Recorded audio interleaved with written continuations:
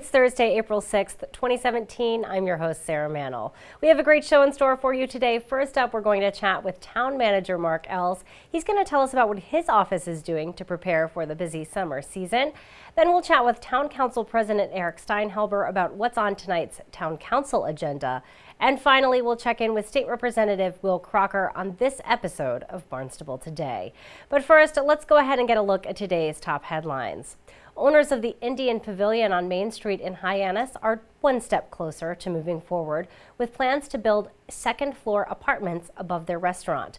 The Hyannis Main Street Waterfront Historic District Commission approved the proposed signage and demolition. Plans call for 9 one-bedroom year-round apartments. The plan will also need approval from other town boards, committees, and commissions. Well, do you think your dog has what it takes to be Barnstable's best dog?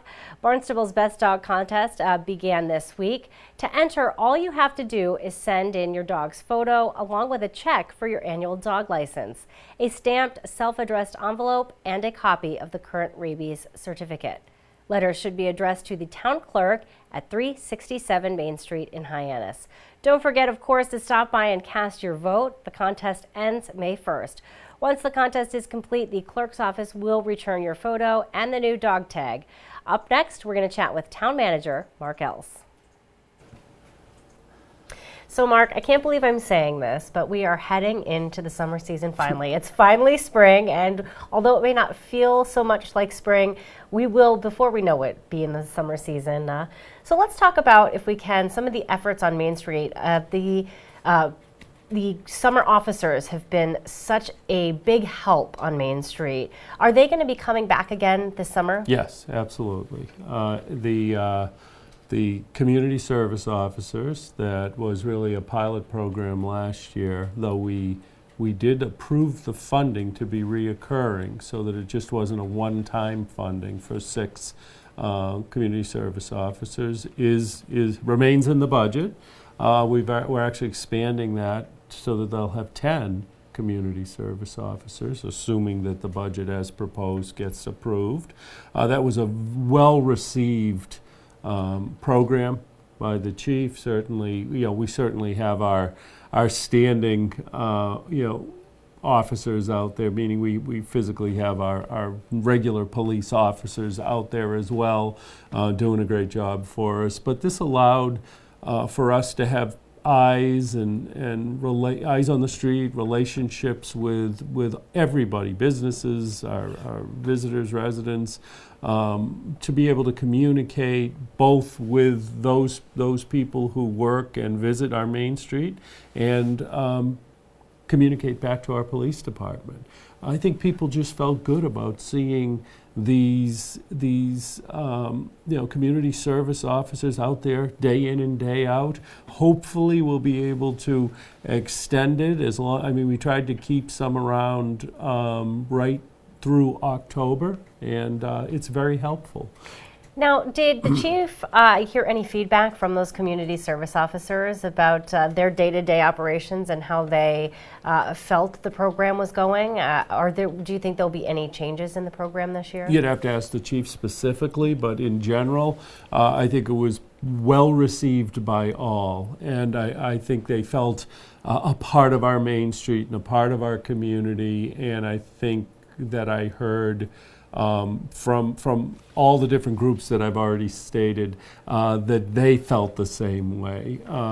He had a lot of applicants this round, so certainly far more than the position. So I think people are looking at this saying, wow, this is a very positive thing. And who knows, maybe this is even a path too for these individuals who may someday join the police force full time. You never know. I'm talking to them, and they're going in many different directions, but yes, that's absolutely one of the directions they're going in. So, but there's a lot going on, but I don't want to say behind the scenes, but in coordination with what our police department's doing.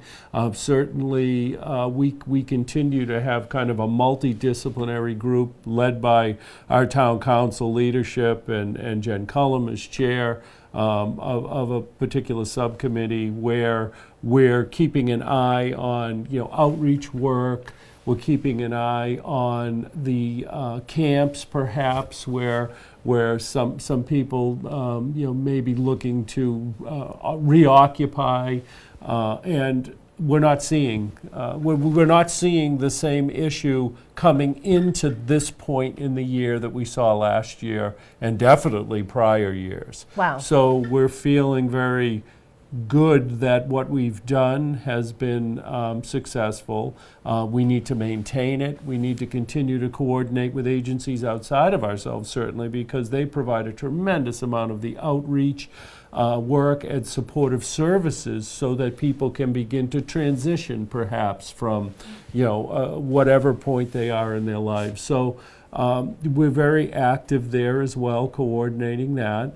Some of the smaller things, but it's certainly something that I feel strongly about, and it is our presentation of ourselves to people, whether it's us as individuals or it's our facilities. And so, I want people to walk into the comfort station behind the JFK Museum and be comfortable bringing their families and say, geez, this is a nice facility, nice and clean, well kept. Certainly I feel comfortable coming here. And, but that needs to be every facility that we have. And so all those things are going on right now. The police are going to expand their presence over, a little bit greater presence over at the HYCC, not because there's problems, but because they're such an important part of our community. And our youth are there. And so those relationships are there. They're already in our schools, and they need to have the same presence at our Youth and Community Center, and the chief and his subordinate staff are right on board with that. So you're going to see more of that. So we're really trying to, create that environment where everybody can come and enjoy and be prosperous if you're a business, certainly. So I feel good about going into this summer season. Open Streets is going to occur. Obviously the car show, the pops, and we've got our arts and culture coordinator, Melissa Hirsch, looking at programming the green and other areas, coordinating what's going on with the shanties. We're still looking to put more shanties in right next to Town Hall. So a lot of very positive things going on there, and she's doing it in coordination with the Chamber and the BID and the Civic Association. So again, I have to say, it's all good. On a personal level, I was so excited to head back into the summer because many of those programs are fabulous. Love attending those programs. The music concerts at Azleton Park, we really have a lot to offer here in the town of Barnstable. One of the things, though, about springtime that may not be as fun, Mark, is, of course, roadway construction. This is really an important thing that you have to tackle, whether we like it or not. And it's best to do it really in the springtime before that really busy summer season. Can we expect to see a lot of road work happening in that time? What we try to do is projects under our control, so the locally funded projects. We have them end to coincide with when school ends, and then we try to restart them when school starts again, because there really is a big transition at those 2 points.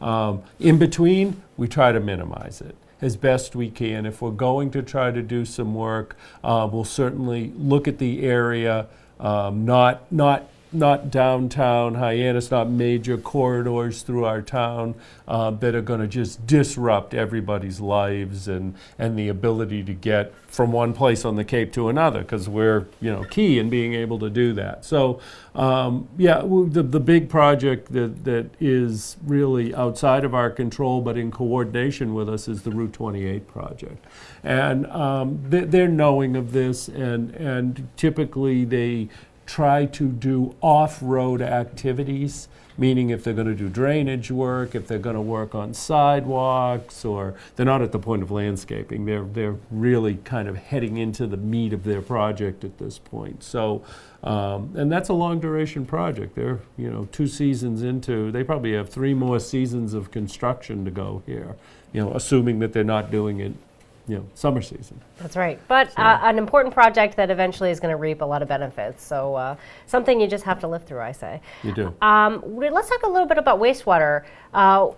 How are we looking for the summer season? We have a huge influx of population, a summer population coming into the town of Barnstable. How are we looking as far as water supply goes? Well, good. Wastewater's fine. Water supply, we're in good shape. We've gone out, and certainly our town council, our Hyannis Water Board, and our staff have all been able to play their respective roles to put us in a position where we are, we've where we have challenges, we've been able to put filtration on 6 of our wells, or in the process of completing the last 3. We have 3 in place, so that we're not going to have quality issues and we're not going to have volume issues during our peak season. That's critical. We're still in discussions with the county and the state about resolving some of the issues related to the contamination that was identified, but we've managed, and very successfully, quite honestly. We see a rate increase coming in our water supply this year. When I look at how it equates out, it's about $40 on the average customer for the year. To look at both the normal infrastructure. It's not just related to this situation. We're investing probably 5 to 6% a year in our system, both in capital costs that we incur and operating budget increases. And then probably about 3% above that is going to go toward this issue of addressing this filtration we've had to put on. So it's our intent to recover that either through mitigation funds that we get by coming up with some settlement with the parties that have contributed to the creation of this. We're working directly with our Lieutenant Governor and the Bureau of Municipal Facilities to try to get no interest loans and get a principal subsidy on those loans. Because the very simple equation is, for every $100,000 reoccurring that we can either avoid here or put against this, we can knock down rate increases by about 1%. So we're really looking. It's going to be tough. This year is going to be tough. I think future years we have a much better opportunity to be able to achieve what I'm describing, which is to find those outside funding sources and to be able to keep those rates at a manageable level while holding a very solid reserve for the enterprise fund. I mean, one of the things that's helped us to buffer this while we're trying to resolve these matters is the fact that we had a reserve. And we were able to go to the reserve that was created for that fund, and we were able to use that. And so we need to rebuild that. We need to continue with our infrastructure program because we've got a 100-year-old system that with hundreds of miles of pipe and pumps and now treatment on some of those well sites. And then we need to do whatever else comes our way. And in this case, we've had some changes in regulatory standards which triggered some of these challenges that we've had. Yeah, so. But for certain, and a worthwhile investment for sure. So absolutely. And of course, it's good to hear that staff, or Town of Barnstable staff, are really working hard to make sure that we mitigate those rate increases. Everybody is. I mean, right from the top down, everybody's. This is a priority. Everybody's focused on it. It doesn't just. It doesn't move from that priority status. We're going to keep working on this so that we can keep rates down, we can provide the quality water and the quantity of water that we need to. I mean, we're in other discussions relevant to future potential well locations with the state so that we can look longer term to site wells in a different location than where they are right now.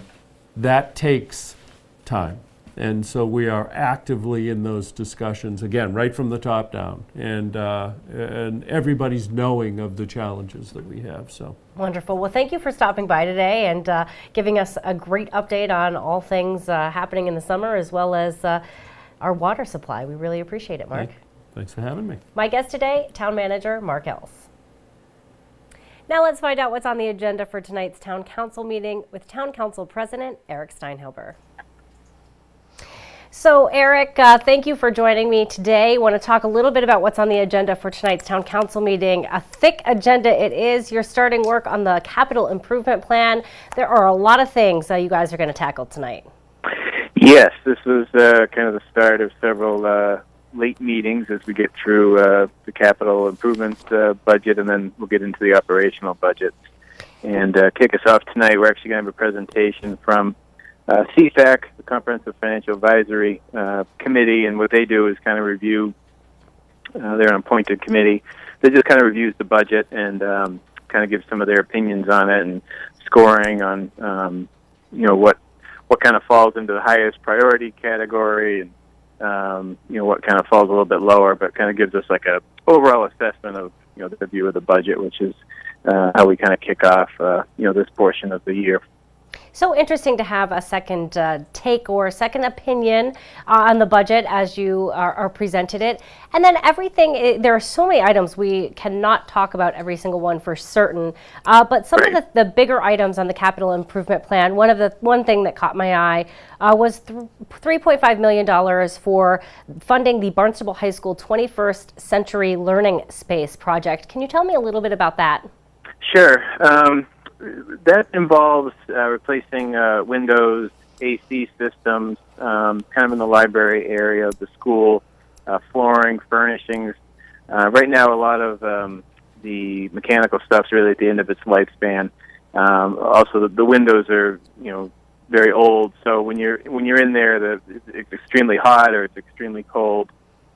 So that whole space is really being updated to make it, much more of a conducive kind of current place where the students can study and be comfortable and make that space more usable than it is right now. Wonderful. Another item that kind of caught my attention was about $3.25 million for the roads, funding the public roads improvement program. This has been something the council has worked really hard to get through and fund, and it's such an important priority for the council.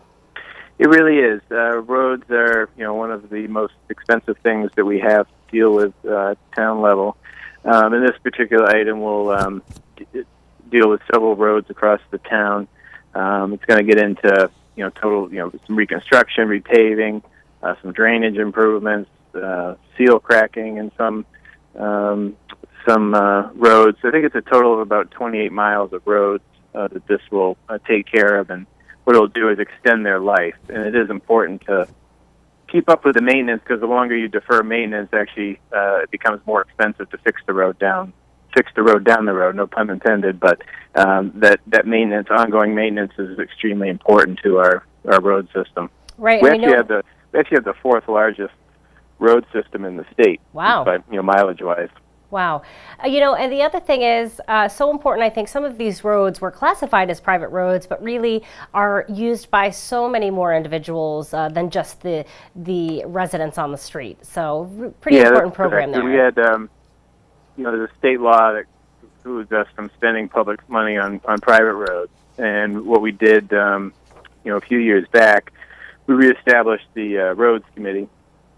And what they did, with help from the state representatives at the time, kind of put forward a change in that law so that we could look at, what's the actual traffic on these roads. So there were particular roads like Mary Dunn Road, High Street, Kentuit, and a couple others that were really classified as, heavily traveled roads, even though they are private, and we were allowed to go in and, fix those roads. So it's a process that we'll, continue working on as best we can.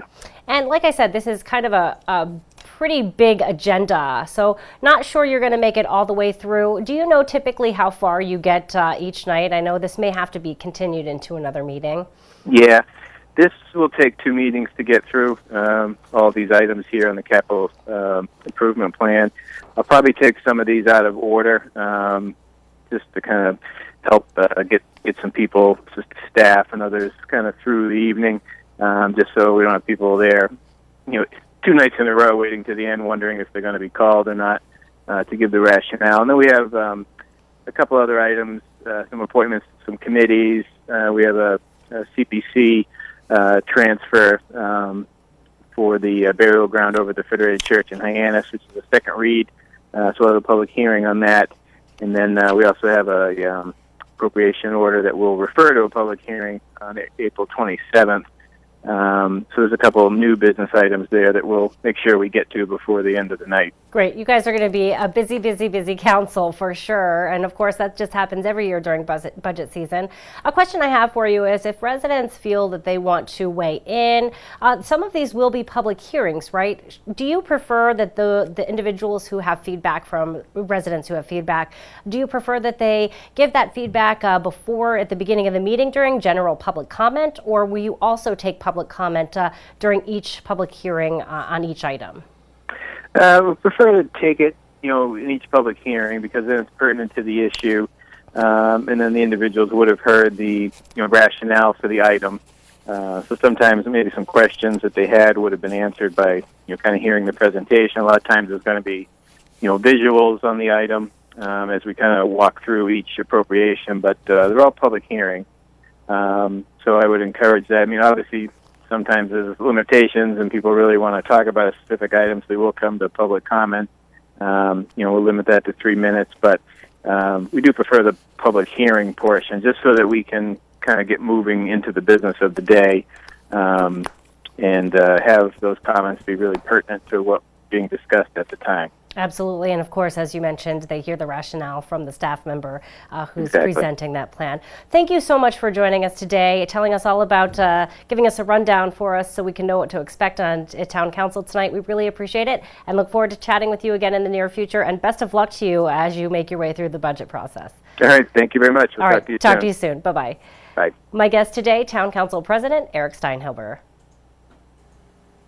Now let's find out what's happening on Beacon Hill during our chat with State Representative Will Crocker. So Rep. Crocker, you are teaming up with Representative Tim Whalen to file a bill for child safety. What can you tell me about this effort? Well, it was something that is going to try and fix an unintended consequence that was part of some legislation that was passed in 2014 with regard to information in domestic violence cases. It's HD 3882, an act to improve child safety. It was brought to my attention by Yarmouth Police Chief Frank Frederickson. He said there's this kind of gap in the flow of information that information that police officers may gather with regard to their investigations of domestic violence cases does not necessarily, DCF does not have an opportunity to be able to review that information. And what this will do is open up that line of communication whereby DCF will now have access to the information resulting from the local investigation of police cases of domestic violence. Now, let me ask you this question, Will.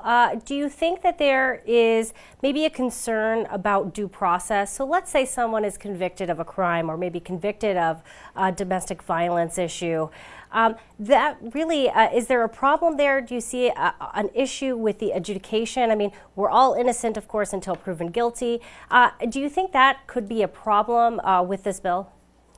Well, I don't see it as a problem. I just see it as a link to try and protect the people who are the innocent people of these acts of domestic violence, and that really needs to be further adjudicated, further investigated, and that information needs to go in that direction. Basically, that DCF has all the information that they can have when they're investigating the case. Yeah, I guess my only concern would be just that if the Department of Children and Family Services, say, received information from an investigation and then that person was found innocent, maybe steps would have been taken from Child and Family Services or in the interim. So, just to be cautious on that, I guess was my question. Yeah, it's not going to be a free flow of information. They're bound that they cannot disseminate the information that they get. So unless they were, subpoenaed, I'm sure, would not necessarily be information that would flow from DCF. So this bill, you filed this bill along with State Representative Tim Whalen. Do you guys have any co-sponsors on that bill? We're working on the co-sponsors now. We have about a half a dozen at this point, and we're expecting more to file. It's got a very short deadline. I'm afraid it has to be. The deadline is Thursday, April 6th. So it's a short timeline, but we're trying to get the word out that we think this is something that fixes an unintended consequence of a 2014 law. Now, as far as the process goes with this, once you file a bill, what is the process and what course does it take? Well, this is a late file, so it's probably because it's past the initial deadline, which was in late January. Those bills have all been put in their committees, and at this point in time, committee hearings are now starting to happen. So this is going to be basically kind of put on top of what has already been filed. This hasn't been assigned to a committee yet because, like I said, it's just been filed a few days ago. So we'll wait to see where that gets filed, see what committee it goes to, and from there on in, I'll work the process and testify in front of whatever committee it's assigned to, and get my other lawmakers to get on board with it as well. Wonderful. Anything else happening on Beacon Hill we should be aware of, Will? Well, it's the usual things. People are coming up here with, trying to lobby their particular interests. I'm still waiting to get out of the bullpen. So hopefully any day now. I think the last time we talked, I said I was hoping it would be any day now, but, hope springs eternal. Maybe today is the day. I don't know. It takes a long time, doesn't it? A little longer than we would expect. Yeah, I've been talking with other lawmakers about it too, and they're kind of like, oh, well, you're still there. It seems to be a little bit longer this time around than it has been in times past, but for whatever reason, we'll get out of there when we get out of there. Wonderful. Well, thanks for checking in with us today, Will. We really appreciate it, and of course, I look forward to chatting with you again in the near future. Okay, thank you very much, Sarah. All right, have a good one. All righty. Bye-bye. My guest today, State Representative Will Crocker. The only meeting here in Town Hall tonight is Town Council. Of course, they meet at 7 o'clock in the Town Hall hearing room. That meeting will air live right here on Channel 18. Thanks so much for tuning in. We're going to be back tomorrow with another great show for you. For Barnstable Today, I'm Sarah Mantle.